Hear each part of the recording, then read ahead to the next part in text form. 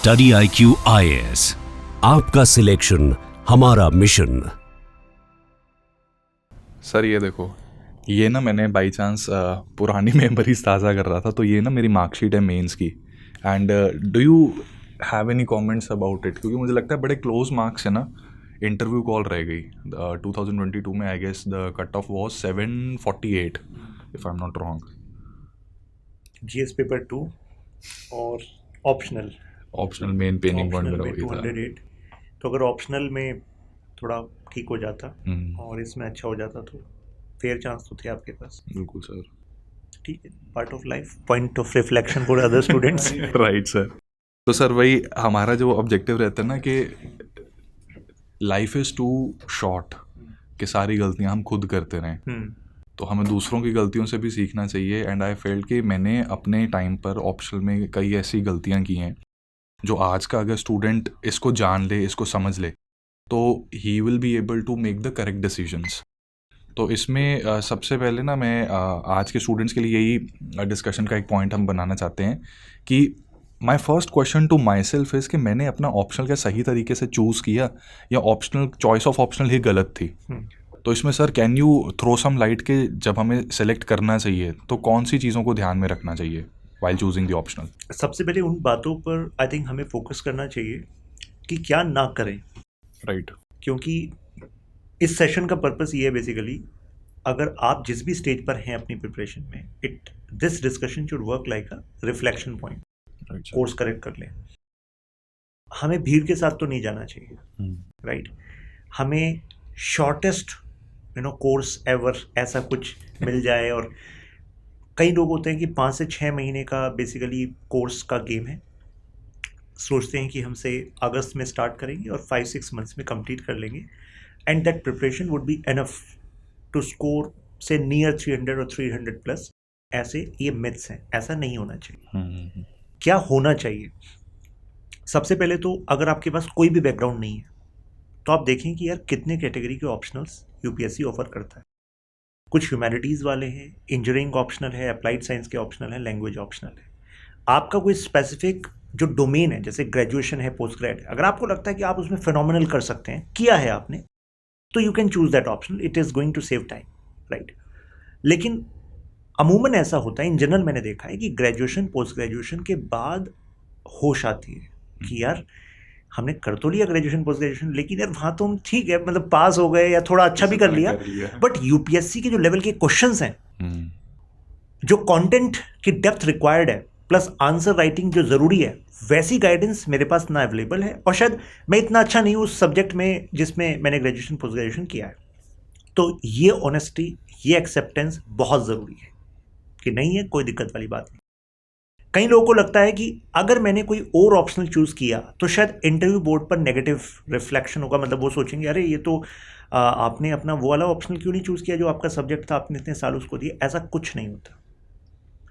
Interview के time पर you just need to have logical answer कि ठीक है यार, इसमें मुझे इंटरेस्ट था या इसका ओवरलैप था, इस वजह से मैंने इसको लिया, अच्छा गाइडेंस मुझे मिला, मुझे स्कोरिंग पोटेंशियल लगा। तो ऐसे आंसर्स उसमें आप दे सकते हैं। तो पहला है कि डोमेन चूज़ कर लो कि भाई कौन से डोमेन से, इंजीनियरिंग, ह्यूमैनिटीज़ या कोई और, लैंग्वेज। उसके बाद अब ह्यूमैनिटीज़ में भी इतने सारे ऑप्शनल हैं, राइट। अब उसमें से क्या चूज़ करें? तो एक तरीका तो होता है कि आप ना एक बार जीएस को गो थ्रू कर लो, ठीक है। जैसे ऐसा करते हैं कि सेशन को ना प्रवचन नहीं बनाते, ठीक है, बहुत कुछ है मेरे पास भी बताने के लिए, इसको इंटरेक्टिव रखते हैं। हाँ, जैसे मैं क्या सोच रहा था कि let's go back in time. कि मैं 22-23 साल का लड़का हूँ, अब मैं आपके पास आया हूँ, मैं एग्जैक्टली आपको उस टाइम की अपनी सिचुएशन बताता हूँ। अब आप मुझे गाइड करो कि मुझे किस तरह से ऑप्शनल को लेकर सोचना चाहिए। इसमें 3 मेन चीज़ों पे हमने ध्यान देना है कि मुझे कौन सा ऑप्शनल मेरे लिए सबसे सही रहेगा, राइट। एंड दूसरा, ऑप्शनल की प्रिपरेशन मुझे स्टार्ट कब तक कर देनी चाहिए, और जब ऑप्शनल मैंने अगर शुरू कर दिया तो मेरी अप्रोच क्या रहनी चाहिए, specially in terms of balancing it with GS. सही बात है। तो मैं 22-23 साल का लड़का हूँ, इलेक्ट्रिकल एंड इलेक्ट्रॉनिक्स इंजीनियरिंग में ग्रेजुएशन की है क्योंकि पापा ने कहा था। अच्छा। तो that was not my choice. या उसको मैं बहुत ज़्यादा UPSC is a little question जो सॉल्व कर पाए वो रेस में जीत जाता है। इंजीनियरिंग में मेरा माइंडसेट ऐसा था कि वो इनोवेशन टाइप का, कि I usually preferred going a little road not taken लेते थे हम करिकुलम के पॉइंट ऑफ व्यू से. सो वो प्लेसमेंट में काम आ जाता है. इंडस्ट्री में ऐसे लोगों की रिक्वायरमेंट रहती है, बट यूपीएससी में बुक्स के हिसाब से, करिकुलम के हिसाब से चलना पड़ता है. सो उस लिहाज से मुझे लगता है कि इंजीनियरिंग ऑप्शनल तो मेरे लिए नहीं है. एंड मेरे पास ऑप्शन अब बच जाती हैं ह्यूमैनिटीज़ वाली. ठीक है. तो ह्यूमैनिटीज़ में क्या मैं देखूं, किस तरह से मैं अपने टेम्परामेंट को गेज करूं टू चूज द ऑप्शनल. ठीक है. क्यों ना इसमें रियल लाइफ एग्जांपल ले आए. तो आप बताएंगे आपने अपना ऑप्शनल कैसे चूज किया था? सर, मैंने उस समय पर ये देखा था कि हमारे इंस्टीट्यूट के जो ओनर हैं, he was teaching sociology. Institute के ओनर मतलब? जिनका इंस्टीट्यूट था, अच्छा, वो सोशोलॉजी पढ़ा रहे थे. जीएस पढ़ने गए, राइट सर. तो वो अच्छा सोशोलॉजी पढ़ा रहे थे. तो उस समय पर एक मेरे दिमाग में ये फैक्ट आया कि accountability out of all other options इनकी ज़्यादा होगी. अच्छा, ये एक बहुत मेजर फैक्टर था, क्योंकि अगर कोई ऑप्शन है ना जिसमें इंटरेस्ट ना भी हो, मुझे ऐसा लगता है कि अगर टीचर के पर्सनल स्टेक्स जुड़े हुए हैं या टीचर अच्छा है, पर्सनल स्टेक्स जुड़ते हैं तो अपने आप वो जोर लगाते हैं, तो इंटरेस्ट जनरेट कर देता है. बिल्कुल फैक्ट है. तो एक मैंने ये पॉइंट नोट किया. दूसरा, आई गॉट टू नो कि sociology out of all other options it is very concise. जैसे मैंने जो शॉर्ट लिस्ट किए थे, जीएस में मैंने सबसे पहले हिस्ट्री पढ़ना शुरू किया था और हिस्ट्री से एक प्यार हो गया था. तो हिस्ट्री को मैं कंसिडर कर रहा था. साथ ही साथ इंटरनेशनल रिलेशंस एक ऐसा टॉपिक है जो सबको लुभाता है, मुझे आज भी लुभाता है. तो पीएसआईआर को कंसिडर कर रहा था. And third one was sociology. ठीक है. तो इसमें हिस्ट्री और पीएसआईआर, ये भी बड़ी इंटरेस्टिंग कहानी है सर. पीएसआईआर का ना, मैं ओपी गौबा की एक बुक उठा कर लेके आया जस्ट टू सी कि मुझे कितना समझ में आता है, क्या मैं टेम्परामेंट वो रखता हूँ इसको पढ़ने का. तो उसको देख के मैं ओवरवेल्म हो गया. स्टार्ट ही रॉन्ग बुक से किया आपने. सर ओवरवेल्म होना था उस टाइम पे. सर गाइडेंस थोड़ी ऐसे मतलब उतनी आसानी से नहीं मिलती थी जिस तरह से इस टाइम पे मिल जाती है. तो ये मुझे लगता है एक कारण था. और फिर पीएसआईआर को हमने लिस्ट से हटा के फिर पबमैट की तरफ थोड़ी देर के लिए गए. लक्ष्मीकांत की वो एक बुक आती है पबमैट वाली, हाँ. वो भी ली. लेकिन आउट ऑफ ऑल ना, कहीं ना कहीं सोशोलॉजी में माइंडसेट ये बन गया था कि everything which is happening in society वो हम कहीं ना कहीं इस सब्जेक्ट में स्टडी करते हैं. तो I will be able to relate it with the real life examples. ठीक है. एंड कंसाइज है, जल्दी कंप्लीट होगा जो जल्दी रिवाइज होगा, प्रैक्टिस होगी. ये सारी चीज़ें सोच के मैंने कहा चलो इसमें कूदते हैं, बाकी देखी जाएगी. फिर उसके बाद क्या आपको मतलब ऑब्जर्व हुआ, मतलब कुछ सर ऑब्जर्वेशन मेरी ये है कि सोशोलॉजी कहने की बात है कि इट इज़ मतलब आई डोंट वांट टू, किसी भी स्टूडेंट को मैं ये नहीं चाहता कि वो सोशोलॉजी को लेकर डिमोटिवेट हो, क्योंकि जहाँ मेरा ये स्कोर है, सृष्टि देशमुख सेकंड रैंक लेकर आई इसी ऑप्शनल के साथ. तो मुझे ये महसूस हुआ कि मेरा कहीं ना कहीं टेक्निकल बेंट ऑफ माइंड था, चीज़ों को मैं लॉजिकली समझता था. सोशोलॉजी में बहुत सी ऐसी चीज़ें, बहुत से ऐसे concepts they exist in abstractions कि they are not tangible. We have to visualise those things which physical form में एग्जिस्ट नहीं करती. वो इमेजिन करने में मेरे को दिक्कत आती थी. फिर जो थिंकर्स हैं, कार्ल मार्क्स तक मैं पूरा मोटिवेटेड और लगता था कि साक्षात बैठे हुए हैं और हम उनके चेले हैं, अब रेवोल्यूशन हम ही लेकर आएंगे. उसके बाद फिर डुर्खेम आए, डुर्खेम तक भी सही था. वेबर के साथ जब तक हमने वेबर पढ़ा तब तक हम काफ़ी एसोसिएट कर पाए. बट द मोमेंट ये पार्सन्स आया, Parsons is one such thinker जिसको खुद ज़िंदगी में नहीं पता कि वो क्या करना चाहता है. और इसीलिए I think he went through multiple psychological breakdowns also. और वो साइकोलॉजिकल ब्रेकडाउन्स ना वो बच्चों के अंदर ट्रांसमिट होता है कहीं ना कहीं. तो पार्सन्स तक पहुँचते पहुँचते ना वो डिसइंचैंटमेंट आनी स्टार्ट हो गई. एंड कहीं ना कहीं वो कन्फ्यूजन जब आती है तो इंटरेस्ट लूज होता है. The moment we lose interest we reduce our time spent with the optional, और वो वहाँ पर ब्लंडर होना स्टार्ट हो जाता है, क्योंकि वो फिर बैकफुट पे चला जाता है. फिर प्रीलिम्स का समय आ जाता है ना. अभी सोशोलॉजी या फॉर दैट मैटर कोई भी ऑप्शनल, वो हम प्रीलिम्स से पहले, मुझे लगता है कि अगर एक साल का मार्जिन लेते हैं ना, कि मई टू मई देखें कि मई 2026 में एग्जाम है, मैंने मई 2025 में शुरू किया, कोई भी ऑप्शनल हो, we are able to complete it around 70% before prelims and 30% हम उम्मीद करते हैं कि भाई उसके बाद हो जाए. तो वहाँ पर फिर बैक सीट पर चला जाता है. और अगर प्रीलिम्स में मान लो अगर तो हो गया, फिर तो किक मिल जाती है, समहाउ मैनेज कर लेते हैं. लेकिन अगर प्रीलिम्स में झटका लगे तो फिर ऑप्शनल मुझे लगता है कि एक ऐसी चीज़ है जो पूरी तरह से बैकफुट पे चला जाता है. तो ये मेरे इश्यूज़ हैं. और मुझे लगता है कि इसमें अगर सही तरीके से कहीं गाइडेंस मिली होती तो शायद ये स्कोर कार्ड में ऑप्शनल का स्कोर 208 में अगर 40 नंबर भी और आ जाते तो इंटरव्यू कॉल पक्की थी, और इंटरव्यू में I know I could have done quite well, तो एटलीस्ट मेरिट में नाम आ जाता। ये है पूरा का पूरा। ऑप्शनल के चूज करने में भी आपको लगता है कि कुछ और किया जा सकता था ऐसा? सर मुझे लगता है कि बहुत उस समय ना बच्चे का माइंडसेट ये होता है कि उसको ना डिसीजन लेने की जल्दी होती है, और हम कितना भी कह लें कि अपना टेम्परामेंट चेक कर लो, आई डोंट थिंक सो कि 1 या 2 दिन के एनालिसिस से या कोई कंटेंट को देखकर इमीडिएटली हम गेज कर पाएंगे। प्रीवियस ईयर क्वेश्चन से तो बिल्कुल पता नहीं लगेगा। हालांकि मैं अपने स्टूडेंट्स को कहता हूँ कि प्रीवियस ईयर क्वेश्चंस देखो, सॉल्व्ड देखो, if the question and its answer it is making sense, तो इसका मतलब आपका टेम्परामेंट है। But practically after such a long time and after having quite a good experience in UPSC exam, मुझे लगता है कि आई डोंट थिंक सो कि there is a very fool proof manner, fool proof method जिससे हम ये जान सके कि हमारा एक्चुअल टेम्परामेंट किस ऑप्शनल में है। ठीक है, तो अब मेरा जो सजेशन है वो ये है स्टूडेंट्स के लिए, पहला तो अपना इंटरेस्ट देखना है। इंटरेस्ट वो प्राइमरी है, और इंटरेस्ट बीच में ना लूज़ हो तो उसके लिए एक तो आपके पास गाइडेंस अच्छी होनी चाहिए, ठीक है, और ऐसी गाइडेंस जो अक्रॉस ऑप्शनल कमांड रखती हो, ओनरशिप रखती हो कि yes I am there for you. ऐसा नहीं है कि मैं केवल एक सेक्शन में अच्छा डिलीवर कर रहा हूँ और बाकी में आपको वो चीज़ नहीं मिल रही। तो उसके लिए you can go through syllabus, PYQs, और ना आजकल डेमो वीडियोस भी अवेलेबल हैं हर जगह पर, राइट, यूट्यूब पर अवेलेबल है, तो उसके थ्रू एक बार गो थ्रू कर लें। जैसे कि आपने कहा give some time, but time ऐसा होना चाहिए कि से 1 वीक आपने दिया, आपने 0 डाउन कर लिया 2 ऑप्शनल पे, 3 ऑप्शनल पे, आपने उनका बेस कंटेंट लिया, PYQs गो थ्रू किए, फिर उस ऑप्शनल से जो टॉपर्स निकले हैं उनकी भी ऑब्जर्वेशंस देखी, जिससे समझा कि उस ऑप्शनल का नेचर क्या है।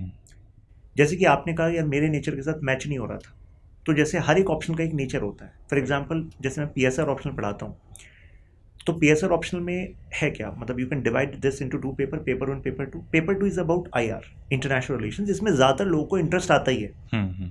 और एक बार आपने पेपर 2 का सेक्शन B कर लिया, इंडियन द वर्ल्ड, तो उसका मतलब है कि GS का IR आपका हो गया। GS2 में जो आपका IR है वो पार्ट हो गया आपका, क्योंकि उसमें बस थियरी और स्कॉलर यहाँ पर आप एडिशनली जो यूज़ करते हो वहाँ यूज़ करने की, शो ऑफ करने की ज़रूरत नहीं है, राइट। मतलब इतना ब्यूटीफुली डिज़ाइन किया है सिलेबस को UPSC ने कि पेपर 2 हो, पेपर 1 हो, सेक्शन B जो है ना उसका GS के साथ आपका ओवरलैप है, GS पेपर 2, जिसमें कि आपको थोड़ा सा प्रॉब्लम आई थी, राइट। हाँ सर, उसमें I could not cross the 90 mark. 90 mark भी अगर क्रॉस हो जाए तो वो भी डिसेंट स्कोर कंसिडर किया जाता है। हाँ, तो GS पेपर 2 का एनालिटिकल पॉलिटी वाला क्वेश्चंस आजकल खासकर आ रहे हैं, तो वो क्वेश्चन आपके पॉलिटी वाले पार्ट से हो जाते हैं जो आप PSR में पढ़ते हैं।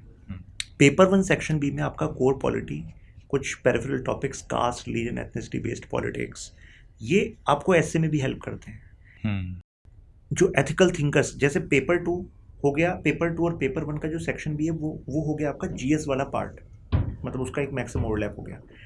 ये इन चीज़ों का जो बेस है वो दोनों ही पेपर के सेक्शन A में है। अच्छा, इट्स लाइक कि पेस्ट्री की जो ब्रेड्स हैं तो वो है आपकी कोर थियरी, और जो क्रीम है वो आप GS में पढ़ते हो, तो क्रीम यहाँ पे कवर हो रही है, साथ में वो बेस भी कवर हो रहा है। फॉर एग्जांपल आप डेमोक्रेसी पढ़ते हो, पॉलिटी में राइट्स, इक्वालिटी, जस्टिस पढ़ते हो, ये चीज़ें आप पेपर 1 के सेक्शन B में पढ़ोगे, IGP में पढ़ोगे, लेकिन यार ये आए कहाँ से, what are the underlying ideas, why you have justice, why are different types of justice, तो इनकी पकड़ आपको जस्टिस एज अ टॉपिक में मिल जाएगी। एक और अप्रोच मैं हर एक स्टूडेंट को कहूँगा, चाहे किसी का कोई भी ऑप्शनल हो, PSR हो या कोई और, after some time, after spending some time with your optional, you should check can you have mental map of your optional. कैसा मेंटल मैप? जैसे मैंने नाम लिया जस्टिस, आपके दिमाग में आना चाहिए जस्टिस में ना देयर आर 3 ब्रॉड कैटेगरीज जहाँ से क्वेश्चन आते हैं। एक टाइप ऑफ जस्टिस पे आता है, से डिस्ट्रीब्यूटिव जस्टिस, या जस्टिस के की टर्म्स पे आ गया, जैसे रॉल्स थ्योरी ऑफ जस्टिस में व्हील ऑफ इग्नोरेंस, ऐसे टर्म्स हैं, लेक्सिकल ऑर्डर। दिमाग में आ जाना चाहिए कि इससे क्वेश्चन आते हैं जी। हर एक चैप्टर का एक हीरो देख लो, जस्टिस में रॉल्स इज हीरो, ठीक है, इस हीरो ने क्या किया मुझे पता है, थियरी क्यों दी, क्या दी, और थर्ड वाला पार्ट है क्रिटिक। तो वन इज बेसिक्स वाले क्वेश्चन जो आते हैं 10 मार्क करके, सेकंड इज एनालिसिस वाले क्वेश्चन जैसे हीरो से क्वेश्चन आया 15 मार्क का 20 मार्क का, और थर्ड इज इसका क्रिटिक से जो क्वेश्चन आते हैं जैसे यहाँ पे कम्युनिटेरियन, लिबर्टेरियन, ऐसे क्रिटिक आते हैं। तो जैसे मैंने यहाँ पर एग्जांपल दिया, आप किसी भी ऑप्शनल में हो, जैसी मैं चैप्टर का नाम लूँ तो आपके दिमाग में आना चाहिए कितनी तरह की क्वेश्चन थीम है, क्या मैं कुछ ईजी कैटेगराइजेशन कर सकता हूँ क्या। इससे आपको ना कॉन्फिडेंस आने लगेगा। जो आपने कहा था ना कि इंटरेस्ट लूज होने लगता है, आपको लगता है इंटरेस्ट इसलिए भी लूज होता है क्योंकि हमें चीज़ें हैपहैज़र्ड लगती हैं, राइट, लगता है यार क्या क्या कह दिया है, रैंडमनेस की वजह से रैंडमनेस होती है। जैसी चीज़ें ऑर्गेनाइज हो जाएंगी ना दिमाग में, कॉन्फिडेंस शूटअप हो जाएगा। तो ये मेंटल मैपिंग ज़रूरी है। इस मेंटल मैपिंग को करने के लिए या तो खुद मेहनत करो, ठीक है, जो जिससे आप गाइडेंस ले रहे हो उनसे वो गाइडेंस में पूछो कि यार हमें इन बारीकियों पे आप गाइड करो। चैप्टर कंप्लीशन करना ही अगर एक्सपर्टीज़ होती तो यार वो तो बुक में भी है, फिर उसके लिए अलग से क्लासेस क्यों लेनी। तो क्लासेस लेने का पर्पस होना चाहिए यार हमारे लिए चीज़ों को सिंप्लीफाई, येट जिस डेप्थ तक ज़रूरी है वो डेप्थ तक हमें करा दो, राइट। नेक्स्ट, अब एक तो ये हो गया कि भाई इंटरेस्ट की वजह से हमने चूज़ किया। चलिए डिफ्रेंशिएट करते हैं इन्फैचुएशन में और लव में, ठीक है। आपको आपके ऑप्शनल से लव था, इन्फैचुएशन था? सर मुझे आज की डेट में तो लगता है दोनों ही नहीं था। ये तो भेड़ चाल का हिस्सा बन के हमने ले लिया, बट यस लव शायद उतना नहीं था। लव नहीं, हाँ, पार्सन्स ने मतलब था भी ना, पार्सन्स वाज लाइक मतलब फादर ऑफ सोशोलॉजी। मुझे ऐसा लगता है, अगेन मैं ये मजाक में बोल रहा हूँ चीज़ें, डुर्खेम को हम मानते हैं father of classical sociology, right. I can be wrong, ठीक है, क्योंकि 208 नंबर वाला क्या ही बोलेगा, बट मेरे ख्याल से पार्सन्स सोशोलॉजी का फादर था, क्योंकि इफ़ सोशोलॉजी से मेरी इन्फैचुएशन थी, I wanted to do the courtship, ये पार्सन्स पापा बन के बीच में आ गया, and that was a problem. तो ये चीज़ है सर। तो इन्फैचुएशन होता है कि शॉर्ट टर्म अट्रैक्शन, राइट, तो उसके बेसिस पे ऑप्शनल नहीं लेना चाहिए, मतलब it should be your love. और लव का जो एंड पॉइंट है वो मेरिट लिस्ट है, राइट। मैंने ऐसे भी एस्पिरेंट्स को पढ़ा है कि earlier they were in other optional, 2 attempt दिए, score was less, then in third optional, third attempt, मतलब वो अपने आप में एक मतलब मेंटल टॉयल होता है कि यार 2 ऑप्शनल के लिए, मतलब 2 अटेम्प्ट में हमने इतनी मेहनत कर ली, अब नया ऑप्शनल लें क्या। उन्होंने लिया, जो ज़रूरी मेहनत थी वो की, और उसके बाद दे वर थ्रू। तो ऐसा भी हुआ है, लेकिन वो पहले वाला स्ट्रगल ना हो इसकी वजह से नेचर समझ लो ऑप्शनल का। Again coming to that point, nature क्या है? नेचर का मतलब होता है रिक्वायरमेंट क्या है उस ऑप्शनल की, कौन से वो एक्स फैक्टर्स हैं जिसका इस्तेमाल करके you can be in the top league of marks. Example, अगर आप से फिजिक्स, केमिस्ट्री, कोई ऐसे ऑप्शंस लेते हो टेक्निकल इन नेचर, या सोचो या हिस्ट्री है, तो हर एक की अपनी रिक्वायरमेंट है। जैसे PSR है, तो PSR में they are static kind of questions. Plato ने अगर 5 थियरीज दी, तो प्लेटो अब कब्र से निकल के 6th थियरी नहीं देंगे, वो 5 ही थियरी है ना, वही है। उस पर जो काइंड ऑफ क्वेश्चन थीम्स है वो वही हैं, आप उनका भी रिपीटिशन देखेंगे, तो उनको तो हम प्रिपेयर कर ही लें। आप देखेंगे यार 1/3 क्वेश्चंस जो हैं वो PSR ऑप्शन में वहीं से आ रहे हैं, मतलब जो पहले पूछे गए हैं PYQs बेस्ड। जो डायनेमिक वाले हैं, नेचर को समझिए, डायनेमिक वाले क्वेश्चंस ऐसा नहीं है कि आपको करंट अफेयर्स के अलग से नोट्स बनाने हैं। डायनेमिक भी थीम्स हैं, जैसे इंडिया रशिया है, तो इंडिया रशिया में अगर 8 थीम्स हैं, 8 डायमेंशंस हैं, तो 8 ही डायमेंशंस होंगी। अगर अभी रशिया और इंडिया की समिट हुई है जिसमें पुतिन आए, तो उसमें जो डेवलपमेंट्स है दे आर लाइक गार्निशिंग। तो इससे नेचर समझ लिया हमने कि ठीक है यार, इतना पार्ट स्टैटिक है, इतना पार्ट डायनेमिक है। डायनेमिक वाले पार्ट के लिए मेरे पास ये कंटेंट है, इस कंटेंट को मैंने स्टैटिक में बस कीवर्ड्स ऐड कर लेने हैं, उसको अगर मैं गार्निशिंग कर दूंगा अपने आंसर में, लाइक अरोमा के लिए कुकिंग करते हो ना आप, तो एडिशन के लिए करते हो, तो वो आपका इम्पैक्ट आ जाएगा। तो ऐसे ऑप्शनल की रिक्वायरमेंट को समझ लें, अगर उसके साथ आपका नेचर मैच हो जाए तो मैजिक हो जाए। तो सर इसमें जैसे सोशोलॉजी के लिए मैं बताता हूँ कि हालांकि पार्सन्स को मैंने काफ़ी ज़्यादा क्रिटिसाइज कर दिया, पीछे ही पड़ गए, मतलब बट मतलब ऐसा लग रहा है कि मतलब you are still stuck in past, उससे बाहर निकलिए। हम स्टूडेंट्स को बताना चाह रहे हैं कि भाई कैसे अपना ऑप्शनल लोगे तुम। इंटरेस्ट समझ लो, अपना इंटरेस्ट देख लो, means it should be love. Love कैसे पता लगेगा? थोड़ा टाइम बिताओ उसके साथ, टॉपर्स वीडियोस देखो, नोट्स देखो, availability of content is one factor, availability of good guidance is one factor. Guidance बहुत इंपॉर्टेंट है सर, क्योंकि पार्सन्स को लेकर ना, जब हमारे एक सोशोलॉजी के बहुत रिप्यूटेड सर हैं उन्होंने मेरे को एक लॉजिकल तरीका जब बताया ना कि इसको पढ़ने का एक ये सीक्वेंस होना चाहिए था, that his theories should not be studied in chronological manner, but एक अलग तरीका था जिसमें ज़्यादा सेंस बन रही थी, तो that was the solution to approaching that particular thinker. जैसे मैं आपको, हाँ, मैं इस पे एग्जांपल देके समझाता हूँ इनको। जी सर। फॉर एग्जांपल आप थिंकर पढ़ रहे हैं, से मार्क्स की आपने बात की, अलग से एक यूनिट है आइडियोलॉजीज। कई बच्चों के साथ ये भी प्रॉब्लम होती है कि they count the number of chapters, कि चलो यार ये नंबर ऑफ चैप्टर्स मैंने देख लिए, इतने चैप्टर मुझे कवर करने हैं। Optional to optional approach vary करती है। जैसे कि in PSR optional for example, I am sure other optional में भी ऐसा होता होगा, आप उसमें भी देखिएगा। अगर आपने कार्ल मार्क्स को पढ़ लिया एज अ थिंकर, तो Marxism is cake walk for you. Approaches to IR में अगर मार्क्सिस्ट अप्रोच टू IR है, वो that is cake walk for you. ऐसे ही लिबरल थिंकर्स, अगर आपने मिल और लॉक को पढ़ लिया तो liberalism is cake walk for you. तो ऐसे में आपको रीऑर्गेनाइजिंग और ऑप्शनल, जैसे PSR ऑप्शनल में ऐसा होता है कि आप कंप्रेस कर सकते हैं अपने ऑप्शनल को, once covering it comprehensively it is going to give you advantage. तो उससे ऐसी प्रॉब्लम्स हैंडल हो जाएंगी कि कैसे कम समय में हम ज़्यादा रिवाइज कर सकें। करेक्ट। तो सर उम्मीद करता हूँ, हालांकि समय की पाबंदी की वजह से, क्योंकि हम दोनों की ही क्लासेस रहती हैं काफ़ी सारी, तो हम इस डिस्कशन को थोड़ा सा कट शॉर्ट करेंगे, बट आई होप कि जो हमने यहाँ पर पॉइंट्स रेज किए उसमें 3 मेजर चीज़ें स्टूडेंट्स को शायद समझ लग गई होंगी। पहली ये कि आपकी सिलेक्शन बिना ऑप्शनल की तैयारी के संभव नहीं है, राइट। तो जो मैंने गलतियां की थी, गलती नंबर 1 कि ऑप्शनल को ऐसे ही रैंडमली ले लेना, that is not done. Number 2 ये सोचना कि जब तक मेरी मेंस लिखने की बारी आएगी या जब तक मैं अपीयर होऊंगा ऑप्शनल शायद हट जाएगा, ऐसा कुछ नहीं होने वाला।